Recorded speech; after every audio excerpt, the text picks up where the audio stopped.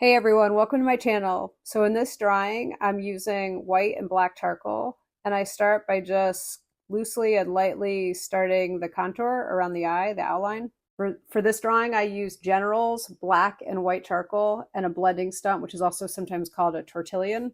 I'll put that information in the description in the notes for the show. And so the first thing that I recommend doing is, for this, you're going to want to use a mirror, and it gives you a lot more detail than if you say used a photograph. So I always recommend, if possible, to draw from life. It's a lot better than drawing from a photograph, which already you lose some detail and it kind of flattens out the image. So I am drawing right now from a mirror, and I'm just starting by looking at the form and describing the form and building up the shadows and the darks and lights as I go.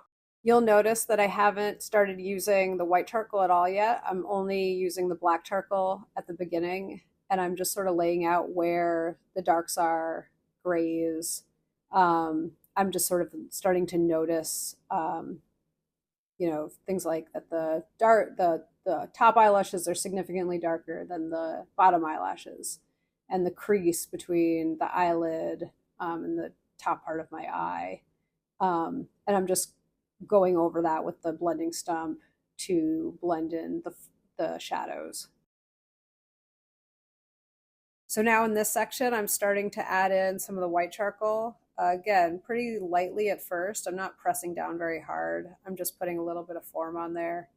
And as I go, I'm noticing, in general with my eye, what's the lightest spot? What are where are the highlights? Where are the shadows and things like that. Now in this section, I'm adding in some of the contrast that's in the pupil of the eye. And that's when you think of an eye, what gives it, makes it look like an eye is that bright, the bright contrast that you see in the pupil. And also some of the details of like the texture of the eye that make it that glassy look. So I'm being careful to make sure that I have some of that contrast, but I don't want to overblend, and I don't want the white and the black to kind of get muddled together and become gray. So I'm being careful to be, not to overdo the white that I'm using. Now I'm going back in with my blending stump. And again, be careful you don't want to use your white blending stump and your black one with the same one. So I have two separate blending stumps. One that I only use with the black charcoal and one that I only use with the white charcoal again. And I am using the blending stumps to give a little bit more shadow around the eye, which is going to make it look more realistic.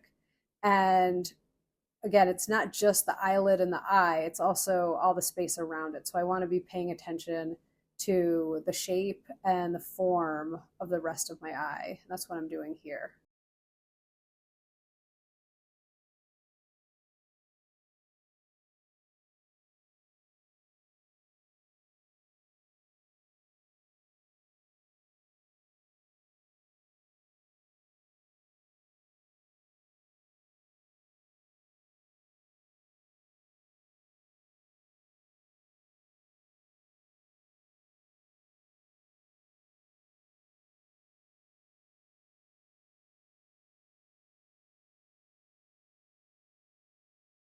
And now I'm just going back in and adding a little bit more light to the white of the eye in this section.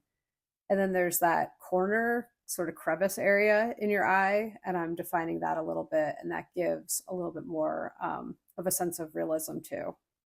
And I'm going back in now to the eyelid, and I'm adding some lights. And again, going back to the idea of contrast. So when you have a big difference between your lights and darks, which you have here because you've got the white charcoal to use and the black charcoal, and then you've got your paper, which is gray, you have a lot more options for building up a lot of contrast than you do, say, with just graphite in a lot of ways. And so I'm using that to my advantage. I want to make sure that I'm going back into the eyelid and building up the form of the eyelid too, and not just only focusing on the pupil.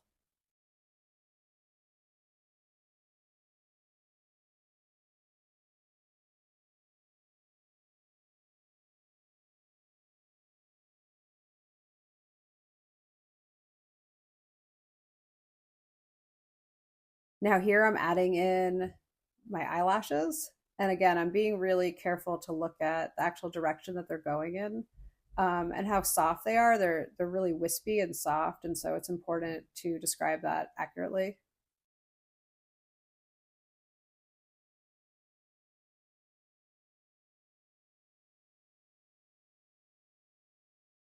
Now in this section, I'm going to the under part of the eye, and I'm also sort of going back and skipping around a little bit, and darkening up certain areas that when I look at my eye are a little bit darker or have a little bit more shadow.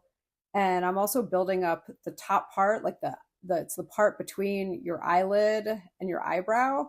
And for me, I have pretty deep set eyes, so there's a lot of shadow there for me. So everyone's eye is obviously different in terms of what you're going to be drawing, but you want to look at that area and make sure that you're describing that. And that will actually make your drawing much more realistic. A lot of times when people draw, they just focus on just the eye, like the eyelid and the pupil, and they forget to include a description, through their drawing of the area between their eyelid and their eyebrow. And then just slowly, I'm going back and adding in some details and maybe sharpening things up a little bit more. And now I'm looking at the bottom of my eye and the eyelashes underneath my eye, and just they're very, very light and wispy. And so I don't want to overdo it. I don't want to press down too much. I want to use a little bit of charcoal and then my blending stump, just to give um, kind of a suggestion of what that looks like.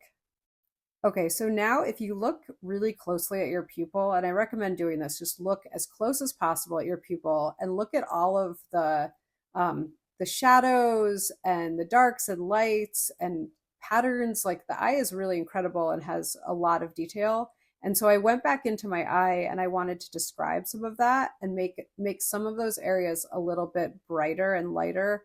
And that, as you can see in this clip, is going to make the drawing even more realistic. So I recommend, looking at this is all about really close looking at your eye. That's what's going to make the difference in it being realistic or not so realistic. Okay, so here now I'm going back into my eyelid, which I probably should have done this before doing the eyelashes, but I didn't. So here we are. And I'm just going and back and putting in a little bit more light because I noticed that the contrast wasn't so good.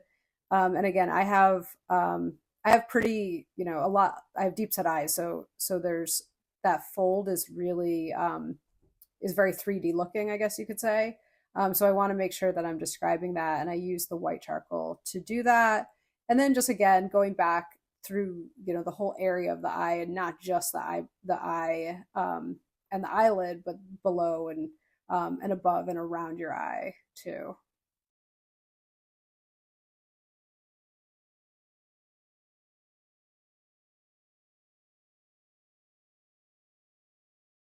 Now, same thing with looking at the corners of your eye and how shadowy those are. And again, everybody's different. We'll have a different, you'll be looking at your own eye when you're doing this, but this will give you some ideas for how I approached this from drawing myself. Now for this section, I'm really just going back through and I'm still looking. I spend most of the time looking not at my drawing, but at my eye. I'm kind of looking back and forth and I'm just refining things here. I'm looking at shapes, I'm looking at the shadows. I'm trying to make sure that I'm not only getting caught up in the details, but I'm also looking at kind of the whole picture and making sure that I'm happy with um, everything that I have so far, and making adjustments as needed as I see things that I'm like, oh, I don't really like that part, or I want to fix something. I'm going back through and maybe making things a little bit crisper right now here, or a little bit darker, a little bit lighter, and trying to see things that I might have missed earlier on in the drawing, and making those corrections here. Okay, so now I'm almost done with my drawing and I'm just going back around. I'm adding some sketchy additional details around the eye, again, giving a little bit more form to the entire drawing and going back in and refining a few things and making some areas a little bit lighter. And just kind of going back through and making sure that I have all the details that I want and that I'm happy with my drawing. And that's how you draw with charcoal, black charcoal and white charcoal. Thanks for joining me, and see you next time.